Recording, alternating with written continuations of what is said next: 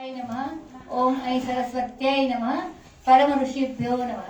नारद भक्ति सूत्र स्वामी शिवानंदजी महाराज सूत्र नंबर 45। આપણે આગલા સૂત્રોમાં સત્સંગનો મહિમા જોયો। હવે કયા સૂત્રથી આપણે ચાલુ કર્યું છે? કુસંગનો ત્યાગ કરો। સૂત્ર 45 માં નારદ મુનિ કહે છે કે તરંગાયિતા અપી ઇમે સંગાત સમુદ્રાયંતી। અતિ તે એટલે કે કામ અને ક્રોધ પહેલા તરંગ જેવા દેખાય છે, નાના નાના, પરંતુ કુસંગના સંગથી એ સમુદ્ર જેવો આકાર ધારણ કરે છે। સાધકે પોતાનામાં બુરાઈનો જરા પણ અંશ હોય તો તે સદંતર કાઢી નાખવો જોઈએ।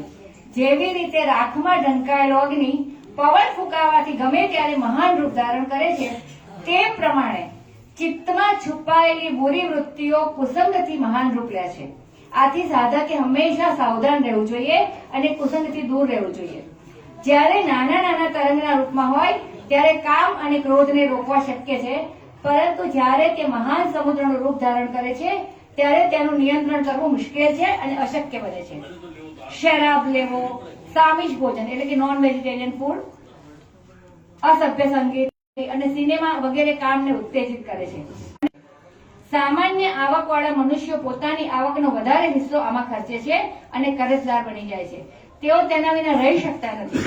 સિનેમા અને તેના ઉત્તેજિત દ્રશ્યો જોવા હંમેશા તેની આંખો તલસતી હોય છે।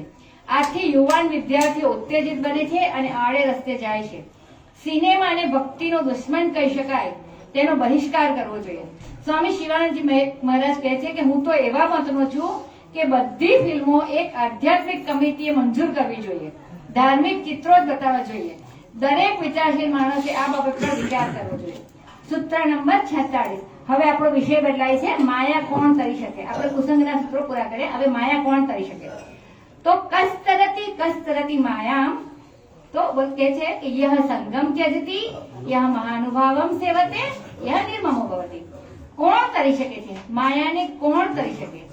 જે સર્વ સંગોનો ત્યાગ કરે છે, જે મહાપુરુષોની સેવા કરે છે અને જે મમતા રહે છે, તે માયાને કરી શકે છે। આ સંસાર રૂપી ભયંકર સમુદ્રમાં ડૂબેલા માનવીઓ માટે સંતો એક ઉત્તમ આશ્રય સમાન છે। સંતોની સેવાથી દુનિયાવી આસક્તિઓ અને પાપોનું નિવારણ થાય છે। જેવી રીતે અગ્નિ અંધારાનો અને ઠંડીનો નાશ કરે છે, તેવી જ રીતે સંતોની સેવા અજ્ઞાન રૂપી અંધારાનો અને પુનર્જન્મ રૂપી ઠંડીનો નાશ કરે છે। સંતોની સેવા ભક્તિને વેગ આપે છે, બળ આપે છે। માયા એટલે ભગવાનથી ભ્રમિત કરનારી શક્તિ। તે સાધકને સત્યથી વેગળો લઈ જાય છે અને વિષય ભોગોમાં ધકેલી દે છે। માયાની કાર્યવાહી ન સમજી શકાય તેવી છે, તેને સમજવી મુશ્કેલ છે, માટે સાધકે હંમેશા સાવચેત રહેવું જોઈએ। કસ્તરતી એમ આ પ્રશ્ન 2 વાર પૂછવામાં આવ્યો છે, તે બતાવે છે કે આ કાર્ય ખૂબ મુશ્કેલ છે। સંગ એટલે બાહ્ય વસ્તુઓ પ્રત્યે આસક્તિ। સૌથી મોટી અને ખરી આસક્તિ તો અહંકાર છે, તેનો જડ મૂળથી નાશ કરવો જોઈએ। શ્રી શંકરાચાર્યજી કહે છે સત્સંગત્વે નિસંગત્વમ, નિસંગત્વે નિર્મોહત્વમ, નિર્મોહત્વે નિશ્ચલ તત્વમ, નિશ્ચલ તત્વે જીવન મુક્તિ। તો સત્સંગથી અનાસક્તિ ઉપજે છે અને વૈરાગ્ય પ્રાપ્ત થાય છે। હવે તેને સંસારી મનુષ્યનો સંગ ઓછો ગમે છે, આથી તેનો મોહ પણ નાશ પામે છે। એનું મન સ્થિર અને એકાગ્ર બને છે અને પોતાના મૂળ સ્વરૂપમાં એ સ્થિત થાય છે, આથી તે જીવન મુક્ત બને છે। મહાત્મા જળ ભરત રાજા રાહુગણને કહે છે કે આ ભગવત તત્વનું જ્ઞાન યજ્ઞ, દાન, પરોપકાર, વેદાધ્યયન અથવા તો જળ, અગ્નિ અને સૂર્યની ઉપાસનાથી જ નથી મળતું, એ તો મહાપુરુષોની ચરણ રજમાં સ્નાન કરવાથી પ્રાપ્ત થાય છે। સૂત્ર 47। આગળ કહ્યું કે કોણ કોણ કરી શકે, તો આગળ એમાં કહે છે કે જે સંઘનો ત્યાગ કરે, જે મહાનુભાવોનું સેવન કરે, જે નિર્મોહ થાય। હવે કહે છે યહ વિવિક્ત સ્થાનમ સેવતે, યહ લોક બંધન ઉન્મૂલયતિ, નિશ્ચય ગુણ્યો ભવતી, યહ યોગક્ષેમમ ત્યજતી। જે એકાંતમાં નિવાસ કરે છે, જે લૌકિક બંધનોને તોડી નાખે છે, જે ત્રણેય ગુણોથી પર છે અને જે યોગક્ષેમનો ત્યાગ કરે છે। ધ્યાન કરવા માટે મનુષ્યનું પોતાનું હૃદય એ જ ખૂબ ગુહ્ય, એકાંત અને પવિત્ર સ્થાન છે। એકાંત સ્થાન તો તેને કહેવાય જ્યાં વિષય વૃત્તિનો ઘોંઘાટ ન હોય અને જ્યાં વિષય ભોગની વાસના પહોંચી પણ ન શકે। નિર્જન જંગલમાં એકાંત સેવવું એવું આધ્યાત્મિક મહાત્મ્ય કોઈ જ નથી। જે ઈચ્છાઓ અને આકાંક્ષાઓથી ભરપૂર છે તેને તો જંગલમાં પણ પ્રલોભનો મળી રહે છે। સાચી આવશ્યકતા તો આંતરિક એકાંતની છે, તે સાંસારિક બંધનોનો જડમૂળથી નાશ કરે છે। સાધક જ્યારે વનમાં રહે છે ત્યારે સામાજિક બંધનો એની મેળે ઓછા થઈ જાય છે. અનાસક્તિ અને વૈરાગ્યના અભ્યાસ માટે એકાંત સ્થાન મદદરૂપ બને છે. ત્યાં સાધક પોતે ઈચ્છે તે પ્રમાણે કરી શકે છે. બીજા લોકો તેના કાર્યમાં ખલેલ પહોંચાડતા નથી, વિઘ્ન નાખતા નથી. આવી સાધના માટે સાધકે પોતાની સગવડો છોડવી જોઈએ. એકાંતવાસ દરેકને માટે યોગ્ય નથી હોતો.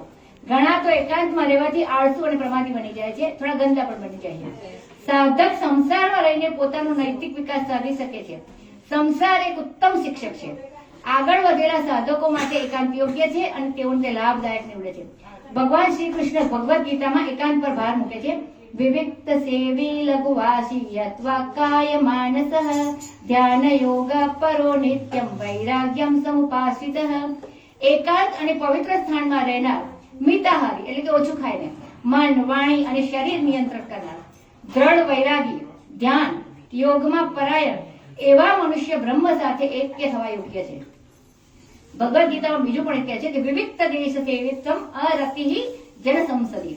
એકાંતવાસના ઘણા ફાયદા છે. અહીં ખાસ વધારે પ્રયત્ન વિના મન એકાગ્ર બને છે.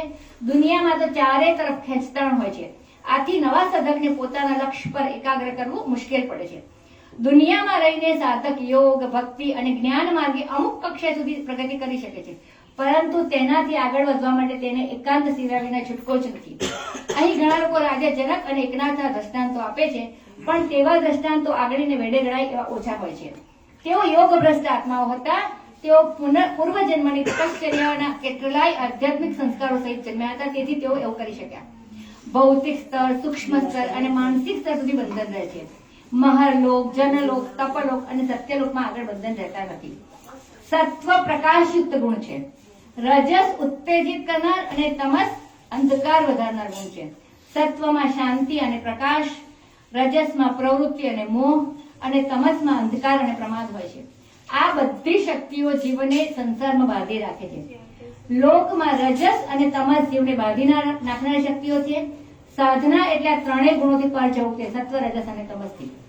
આત્મનિયંત્રણ, પૂજા, સદગુણોનું ઉપાર્જન, અધ્યયન, કીર્તન, ધ્યાન, ગુરુ સેવા અને ઈશ કૃપાથી સાધક ગુણાતીત બને છે, ત્રણેય ગુણોથી પર બને છે.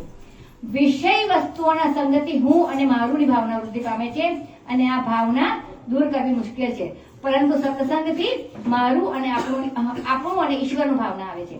યોગક્ષેમ. યોગ એટલે વ્યક્તિની આવશ્યકતાઓ અને ક્ષેમ એટલે વ્યક્તિ પાસે જે હોય તેને સાવચેતપૂર્વક જાળવી રાખવું તે. આધ્યાત્મિક રીતે યોગ એટલે આત્માનું પરમાત્મા સાથે જોડાણ, અને તે યોગ સાધનાથી થઈ શકે છે. અને ક્ષેમ એટલે ઈશ્વર સાક્ષાત્કારના માર્ગે આગળ વધવું તે, તેની પ્રગતિ ચાલુ રાખવી તે. જ્યારે ભક્ત ભગવાન સાથે એક થઈ જાય છે ત્યારે તેનું પૂર્ણતઃ આત્મસમર્પણ થઈ જાય છે. હવે તે પોતાનો ભાર ઈશ્વર પર મૂકી દે છે અને ઈશ્વર જ ભક્તના યોગ અને ક્ષેમ સંભાળે છે. ગીતા કહે છે, અનન્યાશ્ચિંતયો મામ યે જના પર્યુપાસતે તેષાં નિત્યાભિયુક્તાનાં યોગક્ષેમં વહામ્યહમ. જે અનન્ય ભક્ત મારું ચિંતન કરતા કરતા મારી નિષ્કામ સેવા કરે છે, એવા નિત્ય મારામાં રહેનાર ભક્તના યોગક્ષેમને હું જાતે ઉપાડું. હરિ ઓમ.